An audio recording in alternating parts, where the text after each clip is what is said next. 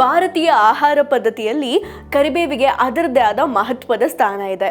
ಕೆಲವೊಂದು ಆಹಾರಗಳಲ್ಲಿ ಕರಿಬೇವನ್ನ ಹೆಚ್ಚಾಗಿ ಬಳಸಿದ್ರೆ ಒಗ್ಗರಣೆಗೆ ಕರಿಬೇವು ಬೇಕೇ ಬೇಕು. ನಾವು ದಿನನಿತ್ಯ ಬಳಸುವ ಆಹಾರದಲ್ಲಿ ಕರಿಬೇವು ನಮ್ಮ ದೇಹಕ್ಕೆ ಬೇಕಾದ ಪೋಷಕಾಂಶಗಳನ್ನು ನೀಡುತ್ತೆ. ನಾವು ದಿನನಿತ್ಯ ಬಳಸುವಂತಹ ಕರಿಬೇವು ನಮ್ಮ ದೇಹಕ್ಕೆ ಸಾಕಷ್ಟು ಪೋಷಕಾಂಶಗಳನ್ನು ನೀಡುತ್ತೆ.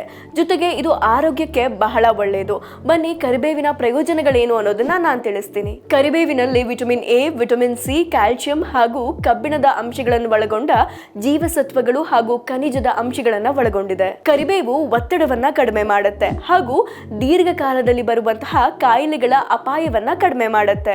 ಕರಿಬೇವಿನ ಎಲೆಗಳು ಕೊಲೆಸ್ಟ್ರಾಲ್ ಮಟ್ಟವನ್ನ ಕಡಿಮೆ ಮಾಡಲು ಹಾಗೂ ಹೃದ್ರೋಗದ ಅಪಾಯವನ್ನ ಕಡಿಮೆ ಮಾಡಲು ಸಹಾಯ ಮಾಡುತ್ತೆ.